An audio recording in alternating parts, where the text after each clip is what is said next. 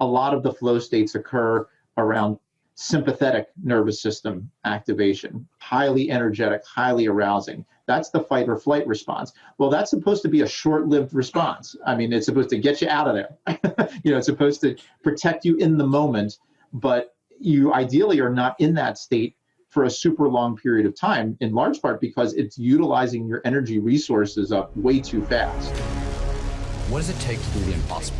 What does it take to level up your game like never before? What does it take for individuals, organizations, for even institutions to achieve paradigm shifting?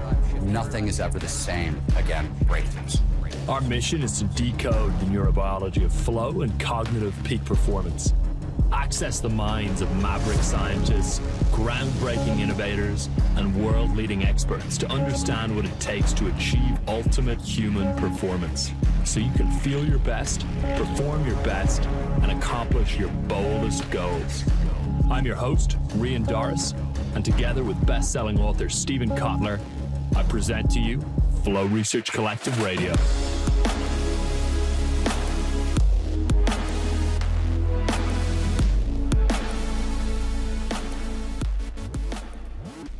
We're joined today by Dr. Andrew Newberg. Dr. Andrew Newberg is the Director of Research at the Marcus Institute of Integrative Health, and he's also a physician at Jefferson University Hospital. He is board certified in internal medicine and nuclear medicine, and is the author of a number of incredible books, including How Enlightenment Changes Your Brain. And Andrew's research focuses on how brain function is associated with various mental states, in particular, religious and mystical experiences, which obviously relates to the peak states that we focus on here at the Flow Research Collective. And his research has included brain scans of people in prayer, meditation, rituals, and trance states, as well as surveys of people's spiritual experiences and attitudes. And he has also evaluated the relationship between religious or spiritual phenomena and health, and the effect of meditation on memory. Andrew has also used neuroimaging research projects to study aging and dementia, Parkinson's disease, epilepsy, depression, and other neurological and psychiatric disorders. And I know, Stephen, you and Andrew have had a long relationship by the sounds of it as well. So maybe, Stephen, you could just kick us off by mentioning how both of you first ever connected and what your relationship has involved. I've always said I'm not actually sure I have a career without Dr. Newberg. I always think of you as my first mentor, and I want to back up and thank you. Actually get there. You have to understand that when we talk about Andrew's work, kind of looking at the neurobiology underneath so-called mystical experiences, he was so early to this idea and so early to bringing the tools of neural imaging to these harder, more philosophical questions.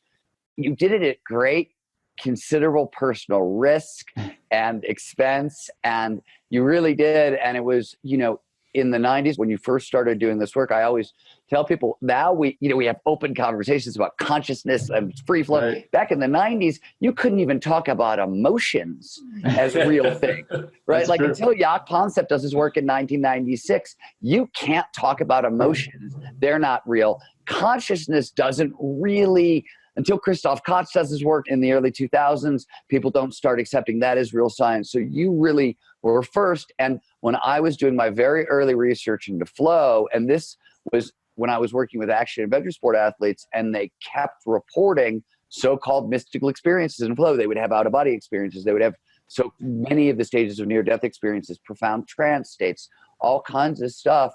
So Dr. Newberg had just done his first imaging studies on oneness with everything. What does it feel? Why do we feel one with everything? And this is a very common flow experience. It's become one with the mountain. Surfers become one with the ocean.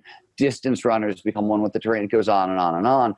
So I called up Dr. Newberg and I went, meditation requires a lot of focus, but like surfing requires a ton of focus. And we started there. And I will say very patiently, I think over like the better portion of 3 years, we sort of walked it back to, okay, we think the neurobiology there's enough similarity there that I felt comfortable writing West to Jesus. This was the foundational work in flow right around the time I was discovering that all these states I was looking at, or most of them, were called flow, right? They had been mystical experiences and they bifurcated and gotten all these different titles, but flow seemed to be one consistent thing underneath it. As we'll hear, there's all kinds of neurobiological fine tuning under each of these states, and there's overlap and there's contrast, and it's fascinating. It's also, I think, which brings us to today's conversation, then I'm going to shut up.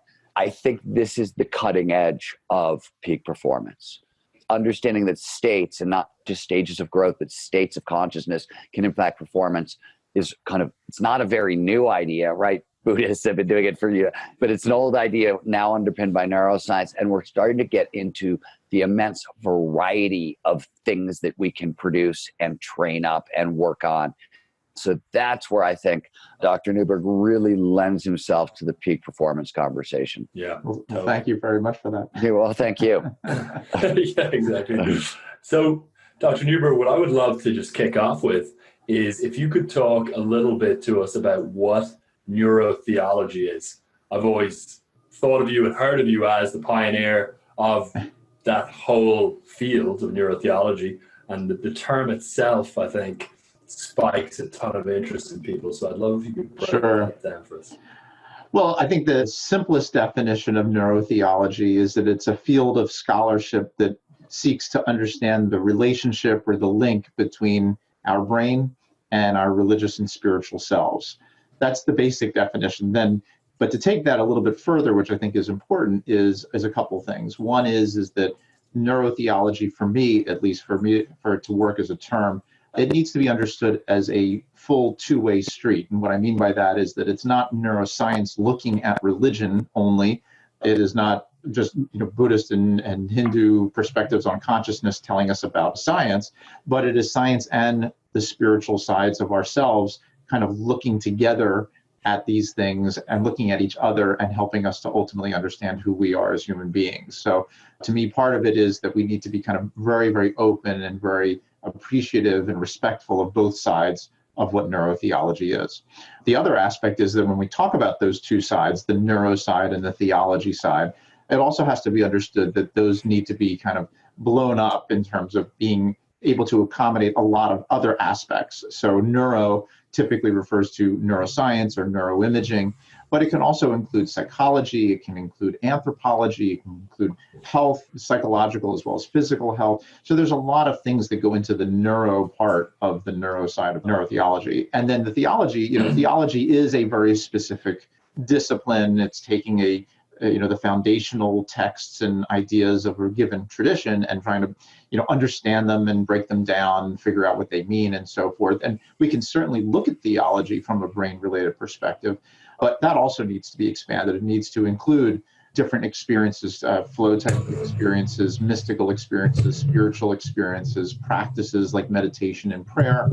It needs to include different aspects of human beliefs, rituals, so all these different things that go into what religious and spiritual phenomena ultimately are. And if we kind of use those two basic ideas, the two-way street and a very broad perspective on it, I think as a term, it works very well. I mean, we toyed with other possibilities, psycho-spirituality and biotheology and all that kind of stuff. But for lack of, no real good reason, neurotheology just seems to be the one that has stuck. And the first mention of the term actually goes back to a 1961 novel by Aldous Huxley called The Island.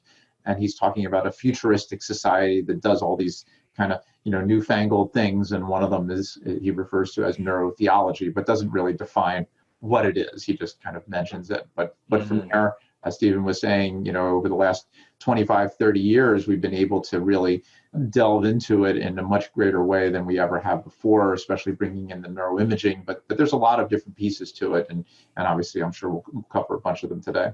One thing I want to, this is, in a sense, we've done a couple of partnerships with much more spiritually minded organizations, Mind Valley, for example, and a lot of the ideas floating around in those organizations still make me as a person usually uncomfortable.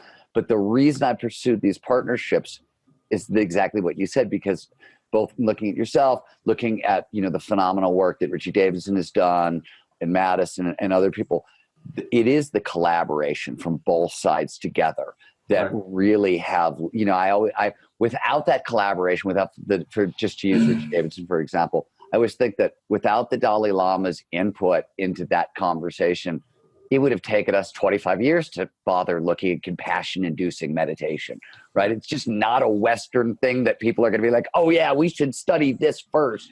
But right, the Dalai Lama was so insistent that this was at the center of it, and you had to start there. And we would have never started there. And as a result, we have a new understanding of how empathy works in the brain. We have a new understanding of how perspective taking works. And we have a new understanding of kind of the social impact of meditation like we've never had before. And that's amazing. That's totally out of the collaboration. It would have never happened had we pursued these solitarily. So I just had to add that in because your emphasis on this has sort of, driven our research a little bit and some of our partnerships.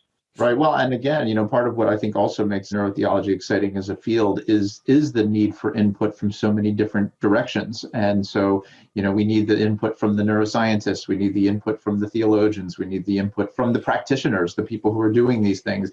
And I think the other thing which often gets kind of overlooked is that we need the information from everybody. One of the things we talk about a lot is, if you're going to study spirituality, I mean, I could read the Hindu texts, I could read the Buddhist texts, I could study the life of Buddha. But another approach is to just ask people, what do they experience when they feel the things that they do? And I think that's really a testament to a lot of the work that you guys have done, because you're looking at the kind of experiences that lots of people can have. And so, that is fundamental to this. It was this conversation early on, because I was having conversations a lot when you and I were getting to know each other. I was also getting to know Laird Hamilton, the big wave surfer. Right. And now, 25 years later, I now know Laird is incredibly precise in his speech, and he will name the thing exactly as it is. But back then, he would say things like, I was out surfing and I felt one with the wave. And I thought, oh, he's using this new age hippie, not like I couldn't wrap my head around the language. And it was through conversations with you where I started to realize that he wasn't being metaphorical. Yeah. He was being literal. And if I actually took him at his word and believed him, right, I could actually get to the biology. I had to start believing my interview subjects about their experiences, which is a really, as a science guy, and Andrew was nodding with this, that's a hard step to take, right? I don't believe you understand your intersubjective experience. I'm a professional. I've had training. You are 100% right. I mean, I've listened to so many people give me descriptions which, from a purely scientific perspective are very challenging. But oftentimes people ask me towards the end of the interview, what have you learned from all this? So we'll start with that. But, what I've learned is just what you just mentioned, which is that a very healthy respect and compassion and understanding for each person's individual experiences of these things, that we have to take them very seriously. We have to do our best to understand them and what they mean and how they affect the person. And to the extent that we can, even get the narrative descriptions, as we're talking about with Laird or something like that, exactly what they're saying and how they're saying it. That's incredibly powerful stuff for helping us to understand what these experiences are like, and then ultimately tying it back into what's going on in the brain itself. I think oftentimes an aversion that folks who are in more of the spiritual communities can have to the science guys, Stephen, is that they think that you both, or folks like you, are attempting to reduce the experience down to something that's happening in the brain, but you're just saying that, there is the experience and there is this thing in the brain. It's not that the experience is not its own thing. Could you talk a little bit about how you think about that? Yeah, and that goes back a little bit to what I was saying about the two-way street. I mean, it is, while there are times where it can sound reductionistic because we're this is what's going on in the amygdala, and this is what's happening in the frontal lobes or something like that. We do have to be very cautious about exactly, where the causal arrow is with regard to these experiences. What are the different aspects of them? It really is an opportunity to understand all the facets of these experiences. And even if somebody has a mystical experience where they, perceive the universe in a completely different way, and they have a sense that there's a universal consciousness or there's a God, I can't prove that there is or isn't a God based on what I'm doing, but I can tell you what's going on in the brain of the person who has that experience. And if somebody feels connected to God, if somebody feels connected to universal consciousness, what are the changes that are going on in the brain? It doesn't eliminate the other part of the conversation. It doesn't eliminate that spiritual side, that experiential side, but it adds something that we've never had an opportunity to add before. And it also then enriches the discussion about, well, so what exactly is that experience? I mean, because there is a little bit of, well, is it just a brain phenomenon? I mean, these are valid questions that need to be carefully considered. But as we go through it, if we're careful, we don't just jump to these kind of answers, well, it's just that, or it's just this, that we realize that there really are very complex, multidimensional aspects to these experiences. You also, one of the things, when you take people as their experiences at their word, you find such subtle, I'll give you a weird example, but it's one I think of very often. There's a spectrum of trance experiences. The biggest mystery in flow, in my opinion, is the characteristic known as the sense of control, right? A feeling of I can control things that are beyond my normal control, right? It's that sense of credible mastery. In the trance literature, there's two sides to that coin. There are trances where you're in control of your actions. And then there's a whole other side, possession states, speaking in tongues, stuff that Newberg has looked very much at, that for a really long time, people dismissed and said, oh, this is so crazy. There's no, but if you look at it from a flow question, well, in one experience, you have total control and mastery over your situation. I'm in flow, whatever challenge you put in front of me, I got it, right? Versus I'm in a trance state, I'm in a possession state where something else feels like it's controlling me. And so if you take those experiences seriously as Dr. Newberg, first of all, it teaches you something about how does the brain create this sense of control that we all feel? And when we give it up for certain experiences, is there something really sacred in those experiences, right? You hear much more spiritual language attached to experiences where we lose control. I've been taken over than when we're in total control. If you take that seriously, then you'd have to say, well, interesting, there's some neurobiology there that we don't quite understand. And it seems somewhat related to the reward system, right? People like this better. Why is that? What can that teach us about motivation in general? Like all those questions are worth, addressing from a science side. You can't get there unless you're like really literally going deep with people into experiences that you have to take their experience. At least what I've learned from Dr. Newberg is you have to take it very, very literally until proven differently. It's like in court, right? You're truthful until proven different. Right.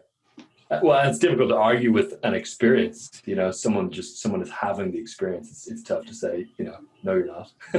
Right. Well, and also it raises some interesting questions about, I think it's a great point he was making about, we've always talked in our research about this continuum of these experiences along a lot of different lines. And when you look at the richness and diversity of these experiences, it does become essential to know what people are really feeling.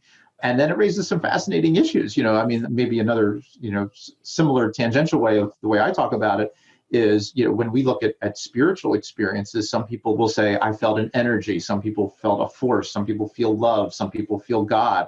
Are those the same experience described differently because of the ways in which their belief systems kind of started them out? Or are they fundamentally different experiences? Is the experience of being in God's presence completely different than an experience, an incredible, enraptured sense of love, for example? And this is also part of where, it's not just the words, but then it ties back to what's going on in the brain. If we do a brain scan and we find that people experiencing God have a different kind of pattern than people who are experiencing love, that may tell us something as well, that, there really is something fundamentally different biologically. Or on the other hand, if the patterns look very similar, then maybe the experiences are far more similar. And now this is a way in which people kind of start to talk about them in different kinds of contexts because of their underlying belief systems that they're taking into it with them. And let's dive straight into one experience that is described in many contexts as more of a trait or persistent experience than just a one-off, although I think it can have elements of both, which is enlightenment. And you've written a lot, obviously, about this.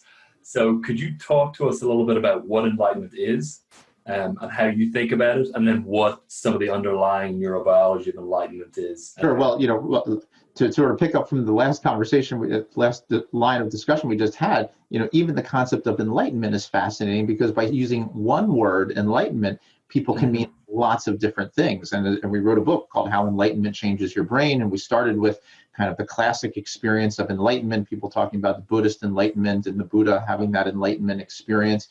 But then if you follow kind of the history of enlightenment, you get to the age of enlightenment, in which enlightenment goes completely away from spirituality and completely towards rationality and science. The whole idea of enlightenment was to get away from spirituality. And yet, so ultimately, when we start to think about what enlightenment is on a very broad perspective, it's really about kind of a sudden experience that someone has that radically changes their perceptions of the world. Now, one of the things that we also do in our book is we differentiate a little bit between what we refer to as the big E and the little e experiences. And we do that for a couple of reasons. But the little e experiences are these sort of little aha moments that can happen throughout a person's life. Most people have had at least a few of them. And that's part of why I think they're helpful, because people can, that's a taste of that bigger thing. It's when you're dealing with some problem, you're struggling with some issue, and then suddenly, that light bulb goes off and you have a new way of thinking about it. But usually we call them little e experiences because they kind of are restricted to a specific concept or domain or part of your life. They don't change everything about you. They just change this one part, or they just, you suddenly get something that you hadn't gotten before. But when you have the big E experiences, this is where you are having this completely radical shift in virtually every way in which you look at the world. So, the evidence points to the fact that these experiences change people's, the way they look at their life, the way they look at meaning and purpose in life, their fear of death, the way they look at their job, their relationships, their health, and their spirituality. So all of these things radically change in what arguably can be, moments. And what's fascinating is, of course, this, when and where these experiences occur, which, based on the data that we have of about 2,000 experiences, can kind of be anywhere. I mean, there's obviously the classic where people, monks and so forth, who have spent 30 years meditating and then suddenly they reach an enlightened state. But some of our favorite examples were just, people walking down the street or driving their car, and then suddenly they just saw the universe in a completely different way. And so there are lots of different ways that these experiences can happen for people, sometimes in a very religious or spiritual context, sometimes not. But, ultimately what we're seeing is a common core component, which we kind of divided into several different things based on these narratives. We actually ran a survey of people's experiences. We got about 2,000 people describing them, and people described several core components of the enlightenment experience. And we've talked about some of them already. The feeling of kind of, surrendering, being taken over, seems to be very fundamental to a lot of these experiences. The sense of oneness, being connected to the universe, God, whatever that particular person experiences. It's also associated with a profound sense of intensity. That's something that characterizes these experiences as, profoundly different for people. It's the most intense feeling of love, the most intense feeling of energy, the most intense feeling of oneness, whatever it is, it's kind of the most of whatever experience that this person has ever had. And it also leads to this very profound sense of clarity, that they kind of understand the world in a way that they never have before. And so for them, it does change the way they think about things, and it signifies this new way, a clearer way of looking at the world around them. And then the final aspect of the big enlightenment experiences is that while enlightenment is kind of a momentary experience of enlightenment, you can also be in enlightenment, meaning that you kind of persist in that state pretty much, in perpetuity. And that is, again, part of what we have found, is that people feel that it radically changes how they are, not just in the moment, but really, for a lifetime. And so, looking at all of that, then we can get a better understanding of what these experiences are like, and then start asking questions. Okay, if they feel this, this, and this, what's going on in the brain when those experiences actually happen? Ray and I've managed to hold off my absolute geekery up to this moment. Go. But I have to, there's three questions. I'm going to start with the fastest one. So we know that during orgasm, it's presence of oxytocin that is intensity of the orgasm. right? It's not the pleasure of the orgasm, but it's the intensity of the orgasm. Does oxytocin code for intensity across the board? So we talk about enlightenment and the intensity of the experience, just that quality. Right.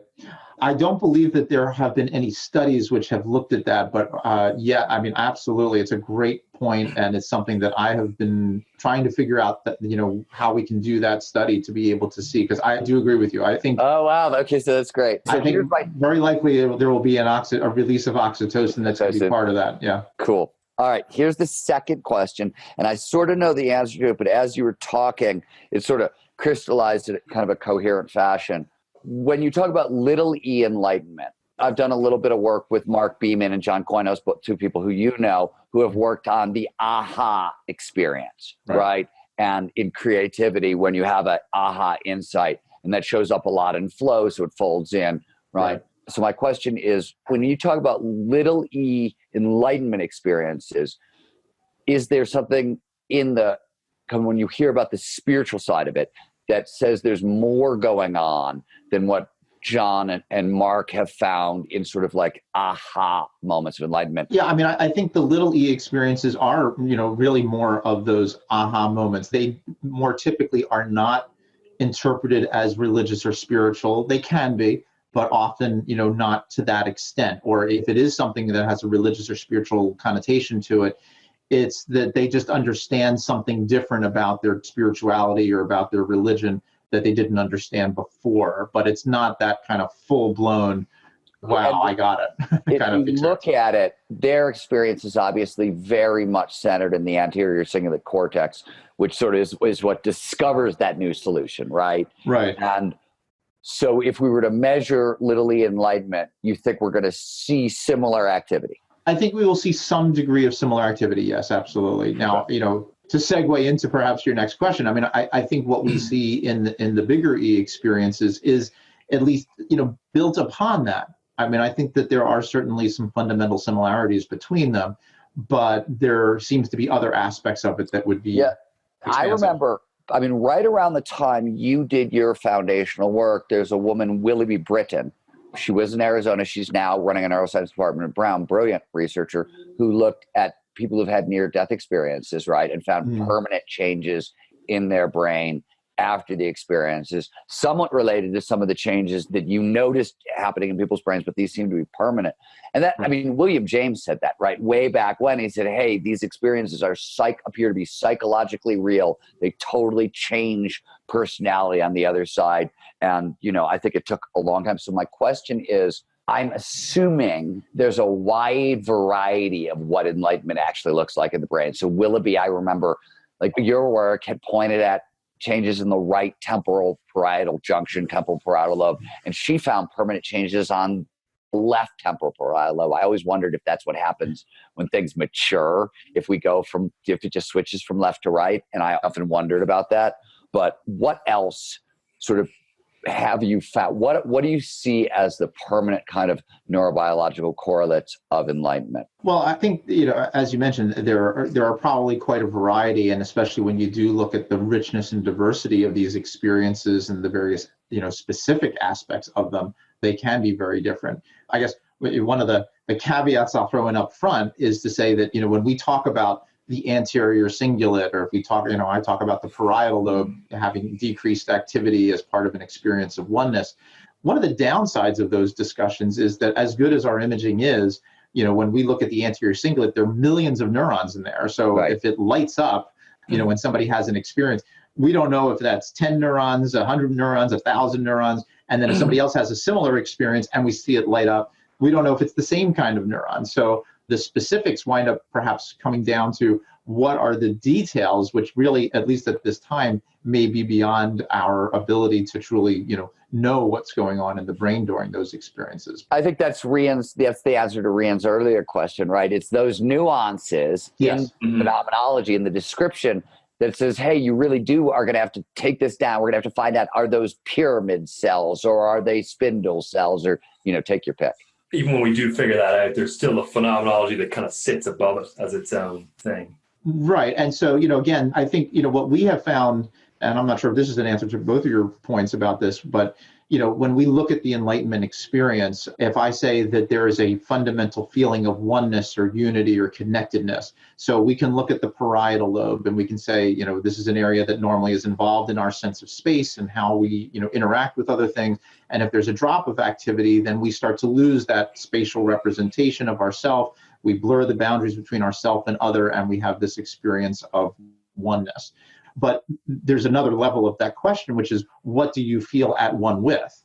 And so while every experience of oneness may be associated with the decrease in the parietal lobe, whether you then feel a sense of oneness with God, with a population of people, with a community, these are all the different aspects that become much more detailed and granular in terms of understanding the nature of those experiences. And so there's been even some interesting studies that have shown, when they actually are able to put needles into individual neurons, and there was an article that came out about Jennifer Aniston neuron, that, in each one of us, when you see a picture of Jennifer Aniston, there's a couple of neurons that fire that tell us, hey, that was Jennifer Aniston.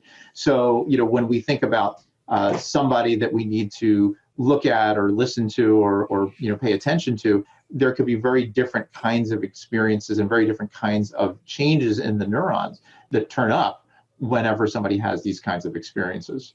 So I've got another question, Andrew, on the topic of enlightenment with the experiential aspect of it. One of the things that struck me was the mention of persistence, because a lot of the spiritual traditions in one way, shape, or form point to this final binary state of no self, non-duality, enlightenment that persists, and that is what Buddha got to, or whatever.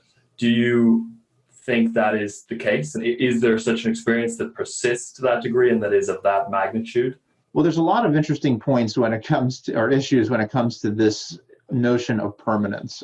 Let's start with the experience in and of itself. The main way in which we understand how our brain works is that it changes slowly over time. We go to school, we learn mathematics, we start with 1 + 1 = 2, then we do, then we do multiplication and division, then we do algebra, then we do calculus, and we kind of build slowly upon all of that. When people have these enlightenment experiences, what's one of the remarkable things about them is that in what literally could be a moment, it seems to shift everything about the person. And the evidence does suggest that there's a permanence to it, that it continues to persist in many ways throughout the course of a lifetime for people. So the real interesting question then is, how does that happen? Does that mean that this pattern was always in us and we just didn't access it? Like a video game where when you get to a certain score, suddenly, it releases a new character, but it was already, it was always built into the game. Or did somebody literally reprogram their brain from that moment on? Did it rewire the whole brain? And we don't have a good answer yet as to how that works. But the other point, which is, does this then lead to something which is permanent? Certainly the people who have had these experiences, and Steve mentioned near-death experiences, again, people often describe when they've had a near-death experience that what persists from that lasts them a lifetime. They remember the experience, it changed, they no longer fear death. They have a whole new way of thinking about their life and the way they are as a person. So, we certainly know that there are these kind of permanent aspects to what these experiences are all about. But then maybe the last thing, and I think this also gets into some of the stuff, some of the really great work that Stephen has been doing over the years is, does this mean that human beings are capable of kind of getting to another level, almost from an evolutionary perspective? Can we actually transcend where our limitations of our brain are today and get to something which is a whole nother way of looking at the universe? And I'm an old Star Trek fan, and, very often they would find some type of being, some kind of creature that's like only conscious energy or something like that, and that they had evolved, beyond the material aspects of the brain. Now, whether that's possible or not, I don't know.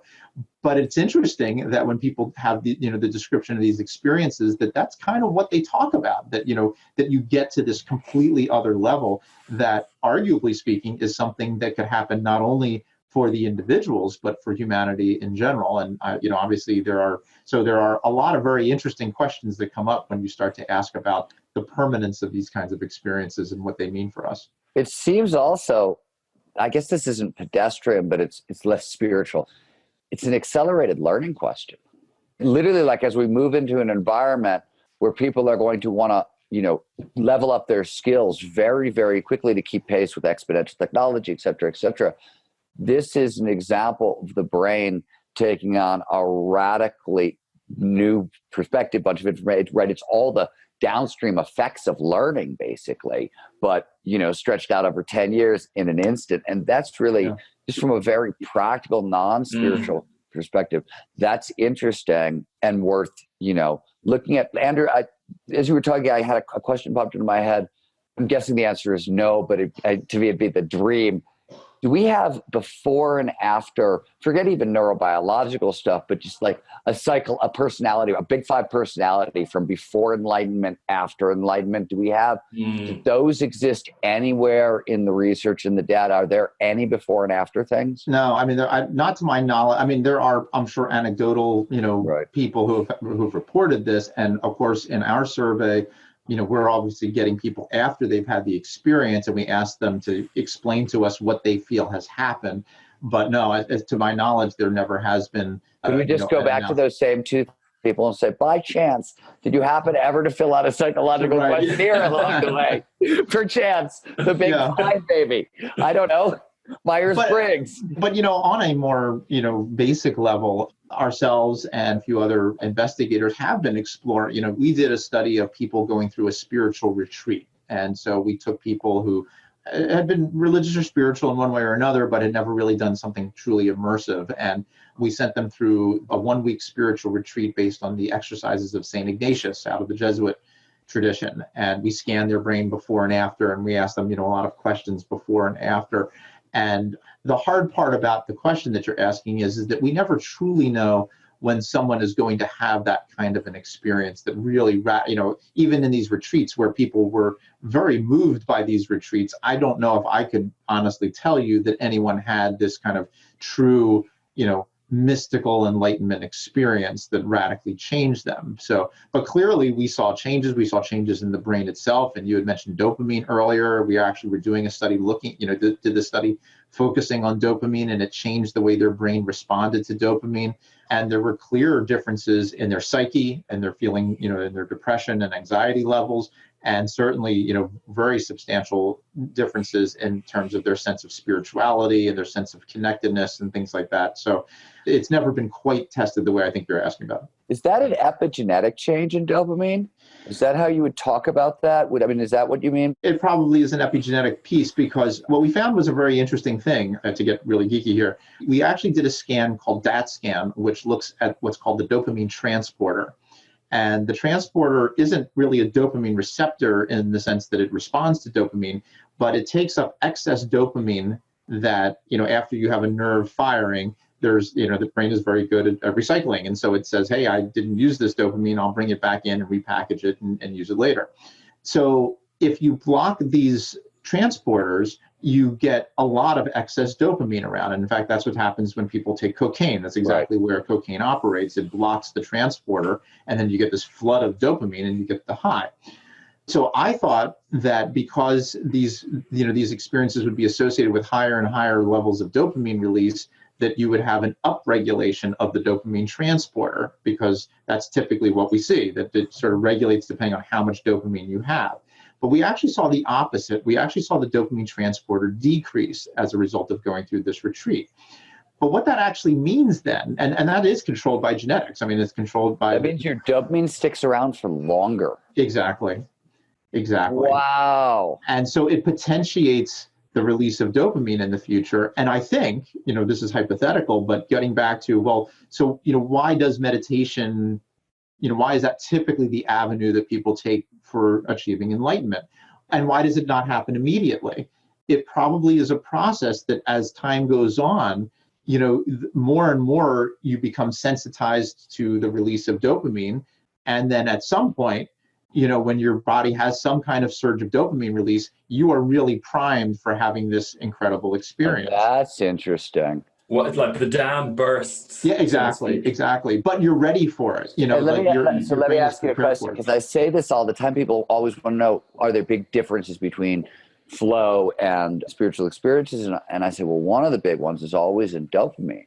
And we've talked about this. You've studied some of the Kabbalistic Jewish traditions where there's pattern recognition, and pattern recognition produces dopamine. Same thing with some of the Tibetan Buddhist traditions where you're doing complicated visualizations. It's, again, pattern recognition. Those traditions seem to produce dopamine, but the other ones, I can't find an activity that seems like it's going to produce the dopamine, which is interesting on top of what you just said also. I mean, you see it like Zen cones. That's clearly a way of getting at dopamine, right? It's clear that the ACC making a remote association between what is the sound of one hand clapping? Well, it's an unsolvable question. So the ACC has to make a really remote link, and you're going to get a shit ton of dopamine. Right. And I guess if you got enough of it over time, you would get to what you're talking about, and thus you would have the big, not just Satori, but I'm losing what the Zen Buddhists call the big enlightenment breakthrough. Right. That's interesting. I'll throw in one other piece to this to just talk about one other neurotransmitter, which is that the DAT scan also is non-specific, so it binds to the serotonin transporters as well. And those also were affected. And of course, the other piece to all of this, which we haven't quite hit yet, are the effects of psychedelics, which by and large, but not all, but by and large, the real Serotonin. effect of LSD and psilocybin is on the serotonin system. So some combination of dopamine and serotonin seem to be very relevant to these profound experiences. And, whether or not, somebody like Laird Halden works, I mean, again, he probably didn't have the flow experience the first day he ever surfed, but over time with practice and it's almost as if he was a surfing monk and just kind of kept doing it. And then eventually, you wind up having these experiences. It raises another flow question, which is, does flow over time actually produce enlightenment? Right? There's arguments for and against. Like the arguments against would be, well, you could argue that pro surfers have a tremendous amount of flow.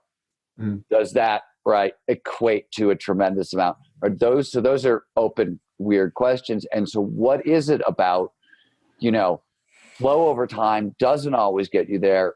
Maybe meditation over time, we only hear about the success stories. Right. We don't hear about the negatives, right? So maybe it's rarer than we believe, or maybe it's the same thing. I'm just curious about those differences. Yeah. And I'm also curious, can the flow community, if enlightenment is slightly different than flow over time, and enlightenment brings a level of perspective. Any new perspective is great for problem solving, is great for performance, is great for creativity and innovation and learning. So is there something we can feed back in? Is there something that we're not getting from flow that maybe we want to, reach into some of these other toolkits for? These are great points. There's a couple of ways of trying to address them. First of all, part of what I would say is that, on one hand, you would perhaps think that if somebody is able to have more of these flow experiences, that their brain is more primed for having a kind of bigger enlightenment experience. Part of the reason why they may or may not may ultimately have to do a little bit with context. Obviously somebody who is meditating, who has something in mind that they're trying to achieve, is perhaps more likely to get to that level than someone who isn't specifically seeking spiritual enlightenment. And actually, similarly, going back to the discussion about psychedelics, people have had some very, very intense spiritual experiences with them. My guess is that the people who have had those experiences are probably doing them in the context of some, more spiritually oriented program, as opposed to like doing it at like a frat party, on a Friday night when you're in college. You may have a really intense experience, but you may not interpret that as spiritual. But one other really interesting piece to, I think, the point that you're making here, which is something that my colleagues and I have talked about before, is the duration in time during which an experience can occur. So for a surfer, theoretically, the flow experience is happening, or maybe not theoretically, but practically, it happens while they're surfing. Mm-hmm. And so when the surfing stops, so does the experience to a large extent. Now, again, some people may be able to, have things proceed, beyond that. But for the most part, I would imagine that, for a musician, when they get into a flow state with the music, when the music stops, all of that feedback and all of that experiencing also tends to start to come to a halt. Whereas with a practice like meditation, which can be done, almost indefinitely, you can, read the stories of the monks who meditate for, days and days and hours and hours and hours on end. Like you can't do those other, it's harder to do surfing for, days Right. and days and hours on end. And so that's perhaps part of why a practice like meditation might be a little bit more likely to lead to an experience like that than these other approaches. Doesn't mean it can't happen, but it's just a likelihood. Let me ask you, because this is something I have noticed that I find very interesting. I have been looking at, by the way, it started, you and I don't know how long ago, a year ago, we were starting to talk about how do we develop a high flow lifestyle questionnaire, a way to figure out, right, if you've had a tremendous amount of flow in your life over time, which is still something that we're working on. But spinning off of that, I've been talking to a lot of people who've had high flow lifestyles and about what have you noticed over time. And the only thing that has come up, and this is anecdote again, but it's a lot of anecdote because I've been having a conversation with a lot of people that does seem consistent, is people ride the high of flow a lot lower over time. Like they get the performance benefits, but the actual emotional high that comes with it, they really that becomes less attractive because it becomes emotionally expensive. Same thing with the lows. So what I find is people flow over time as empathy and perspective start to widen. It's not that the experience isn't producing the same big up, or when it's gone, sometimes the same big low. It's that people pay a lot less attention to the emotional, the feeling of the experience, and a lot more attention to how it works. Like the emotions become less important over time, which is sort of like saying the spirituality, the spiritual quality of the experience becomes less important than the practicality of the experience over time. And I've heard of that certain, like in the Hindu traditions, they talk about the cities, right? These are the temptations along the way to enlightenment, the superpowers, right? That seem to show up. And some of them, who the hell, you know what I mean? People have looked at levitation. I don't think anybody can levitate. Nobody's ever found somebody who can levitate. I don't think that's a real thing, people. But certainly there's stuff there that is real, that does speak to, phenomenological stuff. And by the way, you do have to take the levitation somewhat seriously, as I've learned from Dr. Newberg, because it's in so many traditions across time. Long before there was mass communication, you just have to say, okay, well, I don't know what this is, but there's some experience that must correlate to a feeling that feels like levitation at least. Exactly. Right? I think you've got to at least take the feeling side of it somewhat seriously, because it's everywhere before mass communication. That notion is very interesting in terms of, do people kind of, get to some sort of tolerance, if you will, or whatever term you want to use, where they don't engage the experience as much as they did originally. Some of it could be the novelty element of it. Some of it could be the intensity of it. Obviously, maybe this is not a great analogy, but obviously when people do take drugs, for example, they have to take more and more and more, because if you keep taking the same thing, then you start to get diminishing returns on that. So, again, you can only surf a wave so many different ways. And at some point, I guess, if you continue to, maybe if you go to a 80-foot wave from the 20-foot wave, maybe something else changes. I don't know. No, I mean, I just had this conversation before COVID. I was talking to Kristen Almer, who's a professional skier, one of the best in history. And she was really excited because she was getting to go snowboarding. Yeah. Right. She was like, I'm loving it. I'm snowboarding a lot. And I'm like, okay, I get it, because there's more novelty and you're getting a bunch of dopamine you didn't get before. Exactly. So sometimes they'll switch sports, right? Right, exactly. And, again, now whether or not the same is true within a more purely spiritual context, we were talking about sort of some of the distinctions. I mean, at least from my read of it, that we don't tend to see, you mentioned, some of the aspects a little while ago about some of the, temptations and the things that distract people from it. But at least, when you look at people who are deeply religious and spiritual, as far as we can tell, they seem to keep getting that level of experience. So it may be a slightly different mechanism, or it may engage areas of the brain a little bit differently that keeps bringing them back to a very intensive experience, which, could be different than other types of experiences.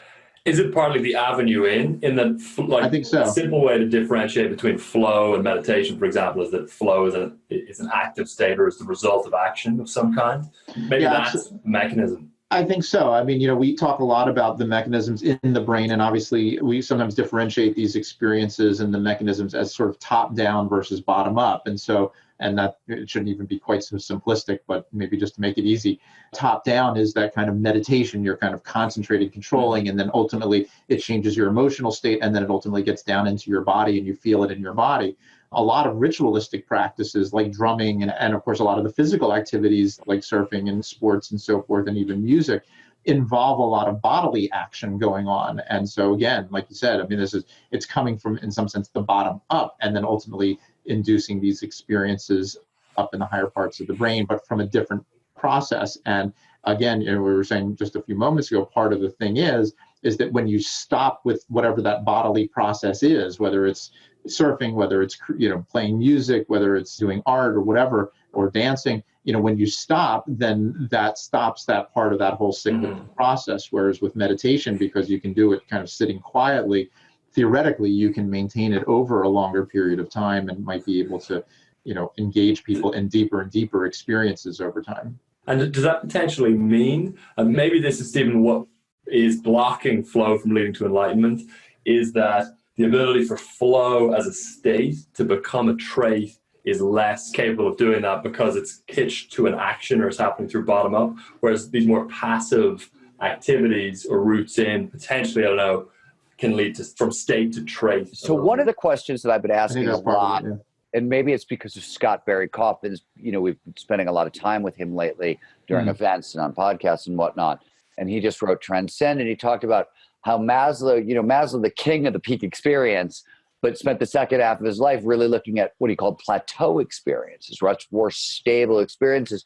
Right. So one question that I've been asking is, when we talk about these more stable experiences, is that, a plateau experience, are we talking about enlightenment? And if that is the case, with flow, it does seem that the expanded empathy, the widened perspective, some of the stuff, it's less sexy stuff, but that definitely, right? You definitely widen out over time. You gain appreciation for nature, for the environment. You basically start seeing things you wouldn't normally notice. That increases over time.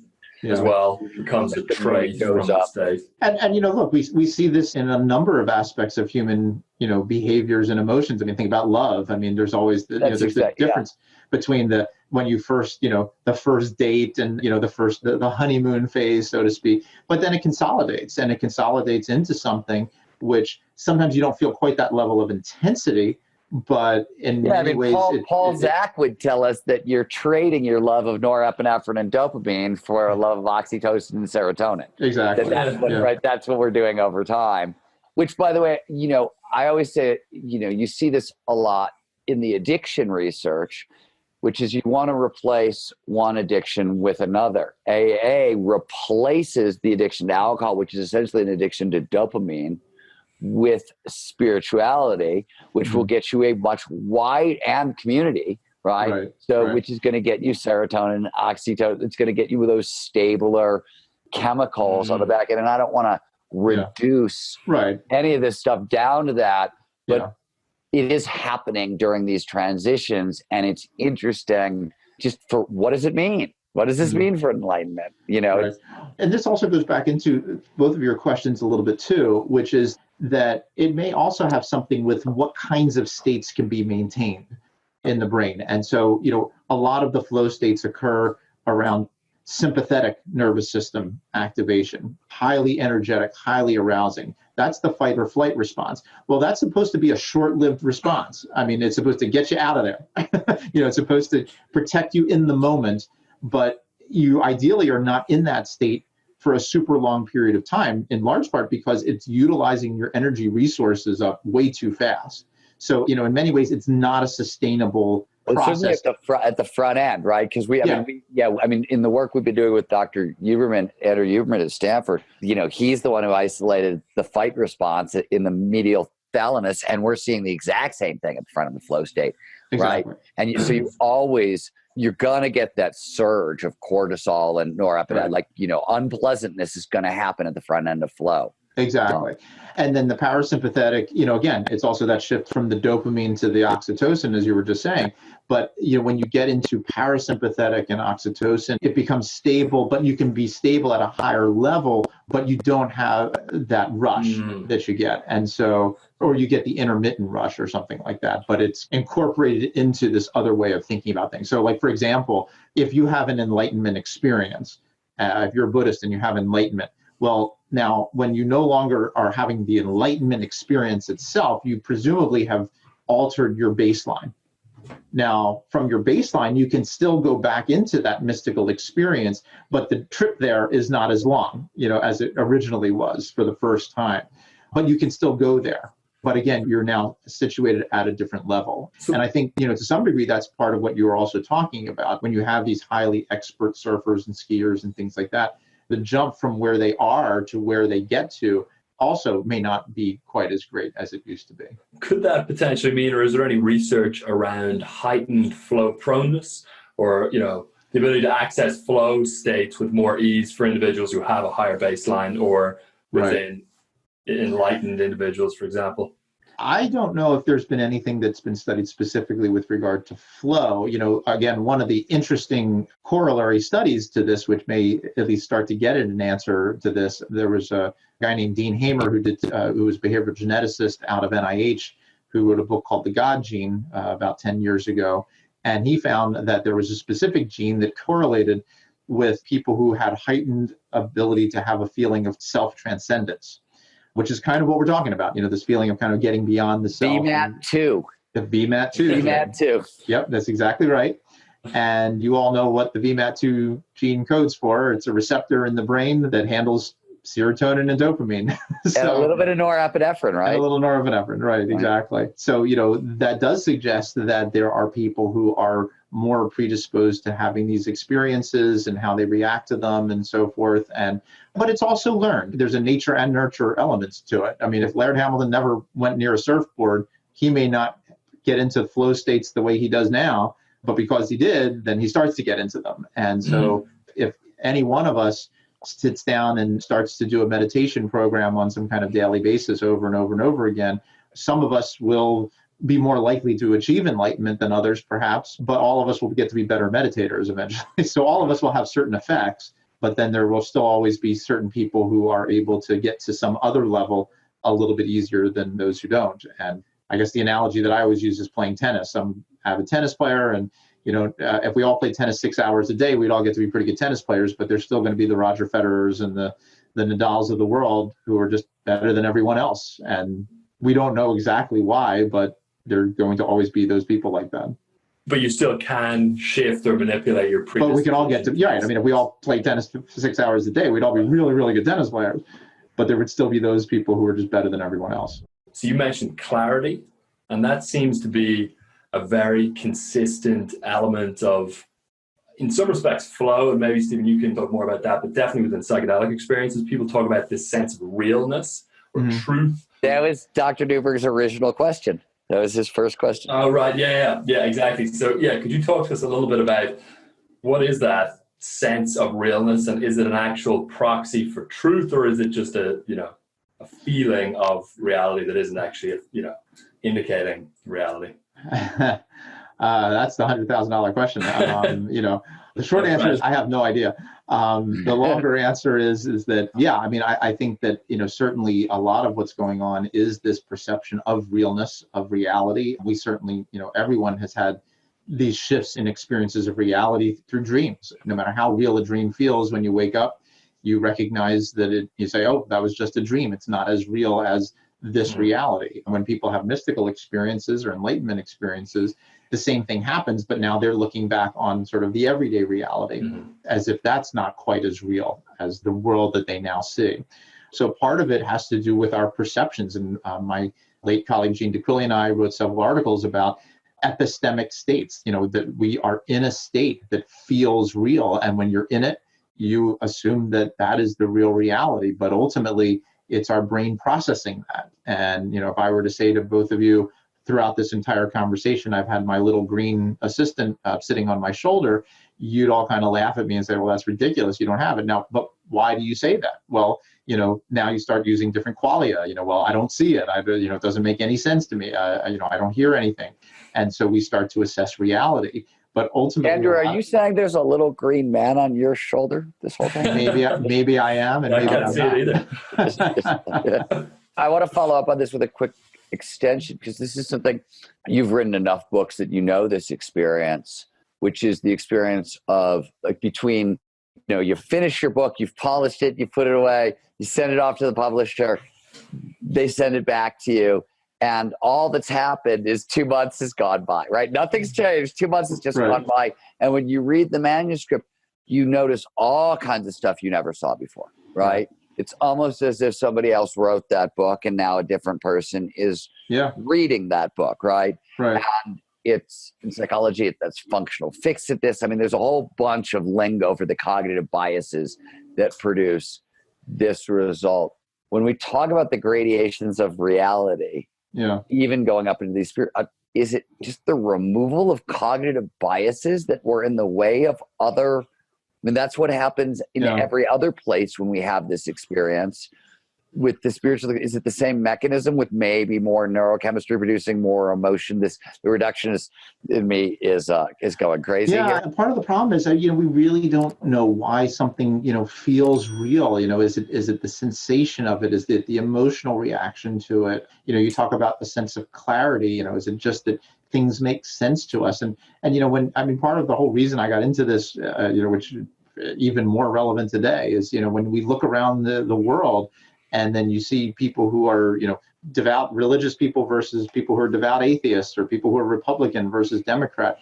We're all looking at the same world, and and we seem to think that we know exactly what's going on and what the reality is, when really, most of the data shows that just the opposite is true. And so we really have to it's really quite a challenge for us to think about what makes something feel real to us. That's part of why I got so interested in these mystical experiences, because people say, that was the most real experience I ever had. What does that mean? What am I supposed to do to interpret that? And you mentioned the thalamus before, and I actually think that the thalamus may be a part of that. Yeah, it's gating, right? A lot of this is gating. Yeah. So, and by the way, Rian, everything Dr. Newberg just said, the reason West to Jesus, right? My second book is Surfing Science and the Origin of Belief. It was the same question, right? Like, if you talk to surfers, surfing was their religion. It was a belief system. It was a worldview. It was their spirituality. It was everything. So I just asked where does belief come from? If I've got, as a journalist back when, one of the things that I'm a little proud of this is you could send me to talk to any spiritual and religious community. You couldn't send a lot of journalists into the Christian right. They tended to go crazy and just have a bad time there. And I just found people fascinating.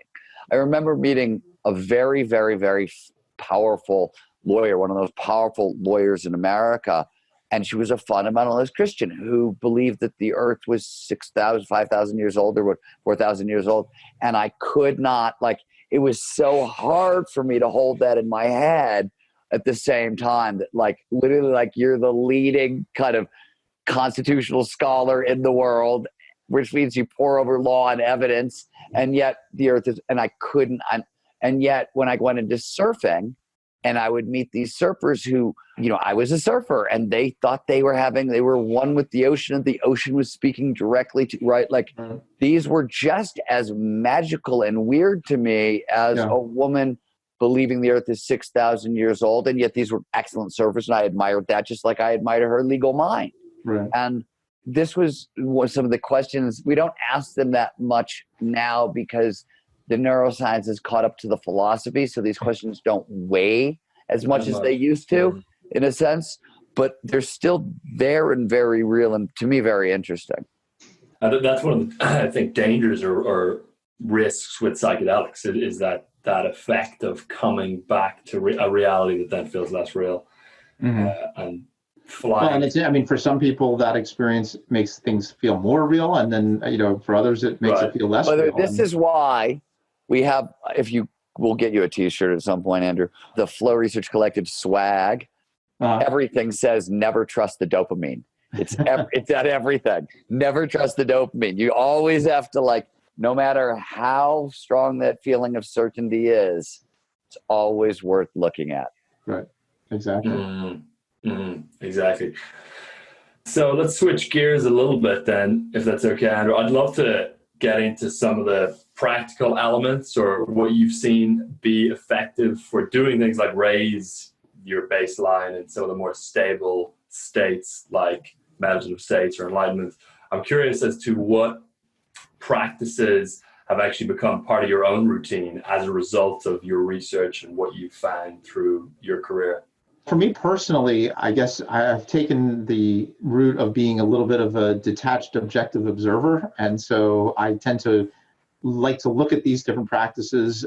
But a lot of, and Stephen knows this about me, a lot of this really did grow out of my own personal exploration of all of these questions, all these great things that we've been talking about. And in many ways, even though I love to do the brain scan studies, there's a lot of personal reflection and contemplation that I do. And that contemplative process in many ways is a kind of meditation, kind of a combined scientific and spiritual meditation, if you will. And that's really the practice that I do. And it's really about keep working on trying to find that perspective of reality and trying to understand reality. I'm still working on it. As I always tell everyone, if I ever figure it out, I'll be sure to let everyone know. But, I typically have not really engaged a lot of the individual practices. The data does support that almost all of them are good for, in the right context for the right kind of person. And so there are lots of them out there. And, whether it's yoga or transcendental meditation or mindfulness or, there are so many different practices that people can do. A lot of it is finding the one that kind of resonates with you, that is in line with the goals that you have in mind. If you're just trying to do some stress reduction, then like a basic mindfulness might be great. If you really want to achieve enlightenment, then you might want to look at something, within the spiritual tradition that you come from. If you're Jewish, maybe Kabbalistic thought. It really does depend a lot. But again, I think the data generally support that all of these practices seem to have a benefit in the right context for the right kind of person.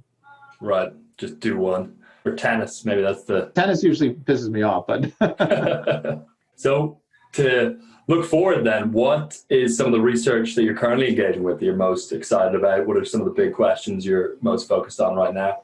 We continue to look at all these different kinds of practices. We've scanned about 400 or 500 individuals doing all different kinds of practices over the last 25 years from different traditions.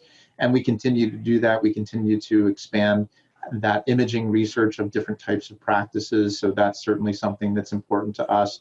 We are looking at, Stephen mentioned the Varieties of Religious Experience by William James a little while ago. One of the projects that we're doing is to kind of take a fresh 21st century look at that and really try to help us to understand the variety of those different experiences now that we have another 100 years of brain imaging and phenomenology and psychology and all that kind of good stuff.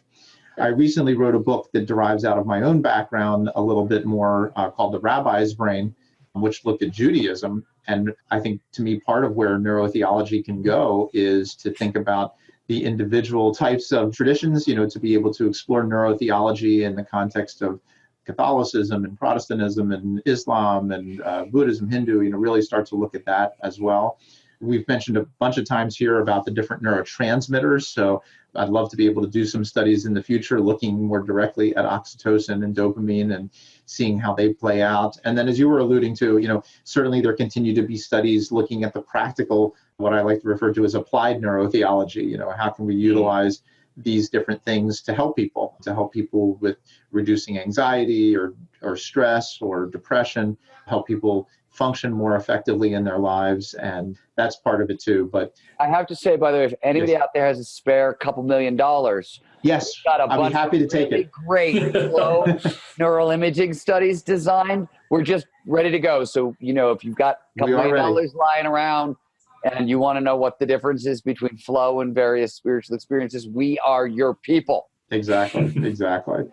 So, and absolutely. And like I said, just looking at all of these different kinds of practices and the flow experiences and how they are similar, different, and so forth. There's as much as we've done, we've just scratched the surface, and there is just a ton of stuff more to go, which hopefully will keep all of us busy for a long, long time to come. Sim, you got any questions you want to as we wrap up, Andrew, this is the first of a whole bunch of ongoing conversations that we're going to have. Sounds good. I'm ready.